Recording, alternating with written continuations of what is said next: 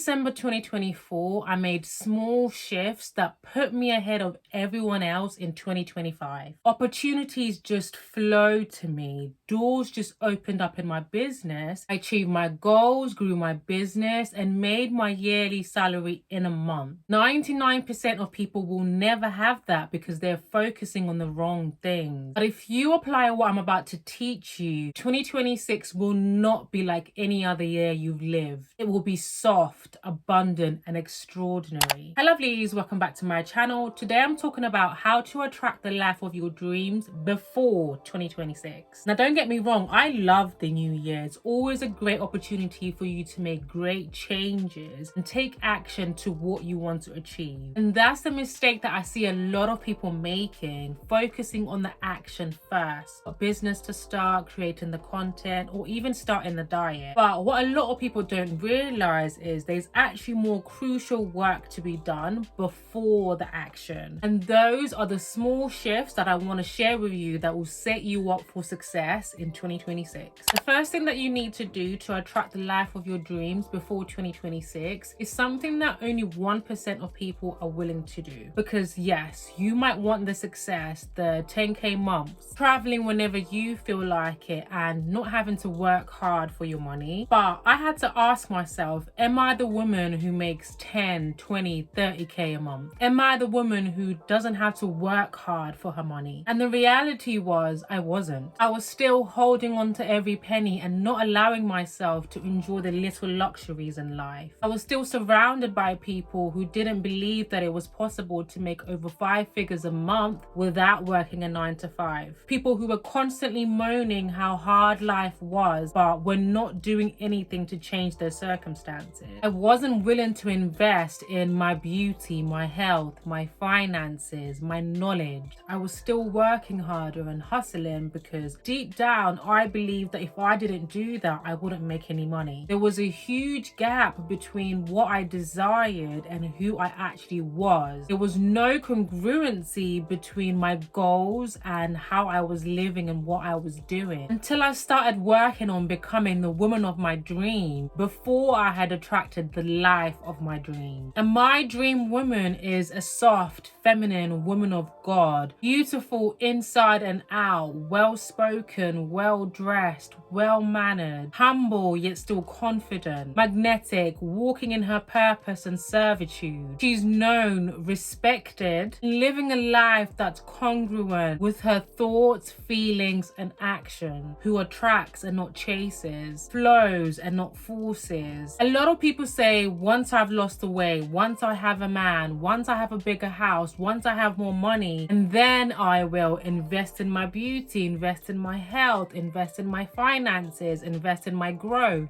The world is a huge projection and reflection of the beliefs that we hold within ourselves. You have to see yourself in a way that allows the work that you're going to be doing to feel and be real. When you start to embody the identity of your dream woman and take the steps as her, then you've solidified the existence of her into the world. How you see yourself changes, how you feel about yourself changes, and how you act starts to change.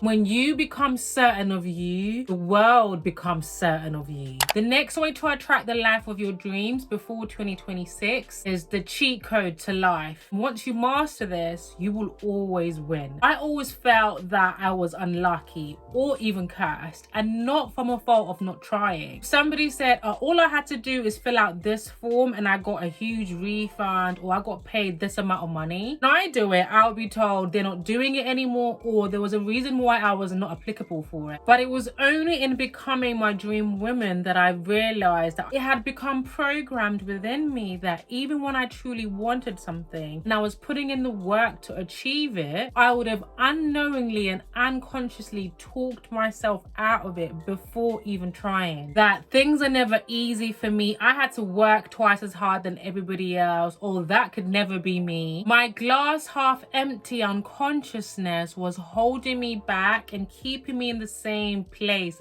year after year. So I had to reprogram my mindset and look at all the first experiences I've ever had that shaped my beliefs, how I see myself and how I see the world. I would observe the thoughts that came into my mind, put them into separate files, scarcity and abundance. Reframe those scarcity thoughts into more abundant thoughts. Because the way that I see it, femininity is directly linked to having an abundance mindset. Believing that there's plenty to go around in the world. Abundance is your birthright. That you are deserving of your desires and you don't have to settle. I believe that masculinity is the root of a scarcity mindset, where you have to be constantly hustling and grinding, where you can't have unless you do. You can't earn unless you work, which makes it difficult for women especially to be in a state of ease and flow. And an abundance mindset is not something that you just click your fingers and you just have. It's a decision and a choice that you make every single day, regardless of your circumstances, regardless of what you're going through, regardless of what your reality is telling you. So show up from a place of peace and not overwhelm. Show up from a place of joy and not disturbance. I heard a verse that completely changed my mind that said, trust in the Lord with all your heart and do not lean on your own understanding. You need to find things that will help you be still and be in a state of ease and flow, whether it's prayer, meditation, journaling. And that ability to release control will allow you to detach and not focus on the how. The how is none of your business, and that's what will help you attract the life of your dreams. The next way to attract the life of your dreams before 2026 is by creating feminine routines. I used to watch a lot of videos on millionaire routines, which were mainly by men, but that's another story for another day. But they all said that millionaires woke up at 4 a.m, 5 a.m, they exercised, journal, had a green juice, all before 7 a.m. Even though I'm not a morning person, and as somebody who went to boarding school previously, waking up that early had always felt really contrived and militant. I'd wake up early in the morning, get a lot of things done. I didn't enjoy it. I was always miserable, wasn't getting any closer towards achieving my goals. It made me focus on just getting things done. It was like a tick box exercise, as opposed to actually enjoying the experience of what I was doing. Your routines are supposed to complement you and who you want to become. So I asked myself, would my dream woman be waking up at 4 a.m. and 5 a.m? Would she have this militant routine? And the answer was absolutely not. She loved having lie-in, enjoyed not feeling rushed. So I created my fluid morning routine, which was softer and more flowy. I wake up between 7 and 8 a.m. I don't have an alarm unless I'm dropping my daughter off to nursery or I'm heading to some kind of event. I make the bed, have a shower, look presentable. I have lemon tea first thing in the morning while I'm replying to emails and comments on my social media. My meetings don't start until 11 a.m. Even if I have heavy work scheduled for the day, I don't dread the day because I started the day in a way that's calm, soft, and aligned to who I am. So how you create your feminine routines, whether it's your morning routine, evening routines, how you spend your day, your hobbies, is dependent on the woman you want to become. You mimic the routines and habits of who you want to become and the life that you aspire to have. You start living that life now that it becomes the norm. It not only feels good, but it also feels natural. Obviously, you have to adjust it to your current lifestyle, to your job and your current financial situation, but the principles remain the same. That's what will create quantum leaps, allowing you to manifest and create your dream life in 2026. Next way to attract the life of your dreams before 2026 is to change your environment. As a mother myself, I can now appreciate why my mum used to have such an issue with me hanging around with certain people. I'm not sure if this is a quote or Bible verse, but if you hang around with fools, you too will become foolish.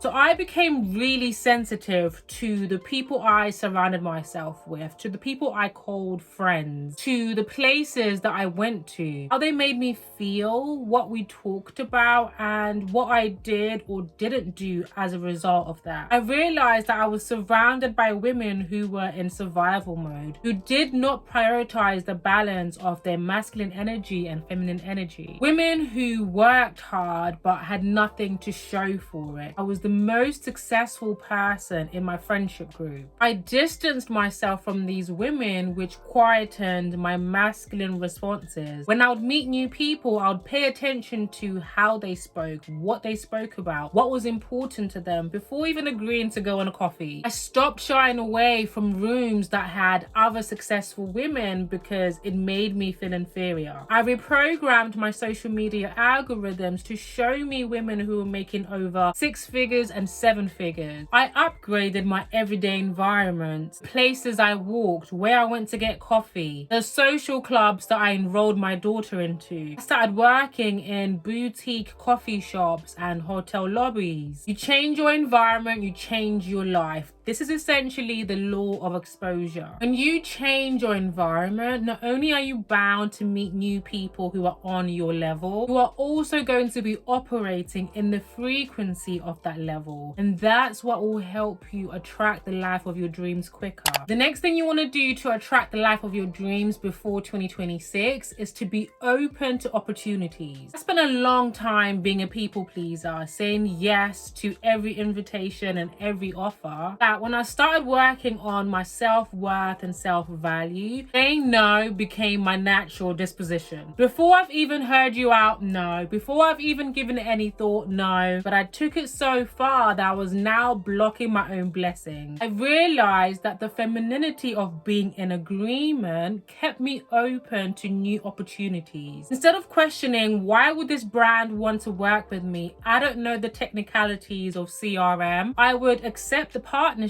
I was willing to go outside of my comfort zone to learn as I did. Sometimes people will see the value in you even before you've seen it yourself, especially if you've never walked that path before. When you question things, you are questioning the very opportunities that you prayed for. In reality, you're just blocking your blessings. When opportunities are going to present themselves, they're not going to come in the way that you expect, or in a way that makes you feel comfortable, or in a way that you want them to. And that's why saying yes, being in agreement, being open to opportunities allow you to see the value within yourself, to bet on yourself, to become more confident as you're doing. And before you know it, you've done the impossible. You've built something that nobody can take away from you. And that's not saying that you should now start saying yes to everything, because that's also a sign of scarcity. You feel like you have to accept all the opportunities because they might not come around again. You have to have a spirit of discernment to walk in alignment of who you want to become and the life that you want to live. And most importantly, take note of how things make you feel. As women, we are intuitive, we are emotive beings. Listen to how your body is responding to that offer, to that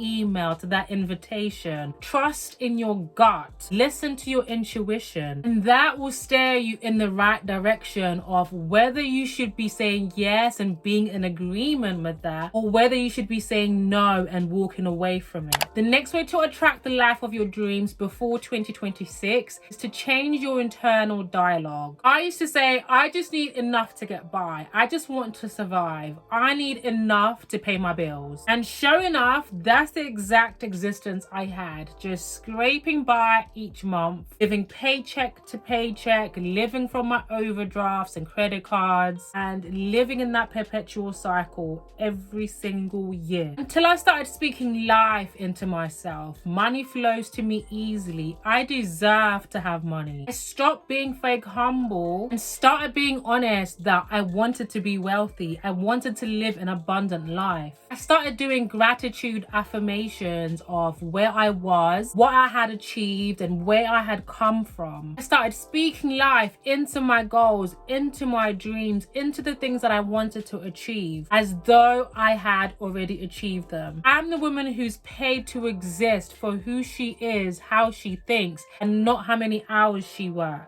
I shifted my dialogue from I should or I have to I get to. I started playing positive affirmations while I was cooking and cleaning, while I was driving, while I was doing my skincare or having a shower, until that became my tone of speech, and that's how I spoke to myself. Next way to attract the life of your dreams before 2026 is to romanticize the annoying things, the big things. Besides the heavy masculine work in my business, one thing that I used to find annoying was budgeting. Until I started having money dates, either in my house, lighting a candle, playing music, or taking my laptop, treating myself to a nice lunch. I started treating budgeting like a relationship. I would check in, listen, and treat it well. And that helped me know exactly what was happening with my money, personally and in my business. I knew what was flowing in and out. I knew where the leaks were. I actually started looking forward to budgeting because of the experience that came with it. Because here's the thing, it's very rarely that it's something big that's going to change your life. It's the small routines, the small shifts, the daily choices that you're making that are compounding into something bigger. And if you want to know how to become the woman who attracts wealth easily, then make sure you watch this video next. Like this video if you want to see more videos on femininity and money. Subscribe to the channel and I will see you in the next video. Mwah. Bye lovelies.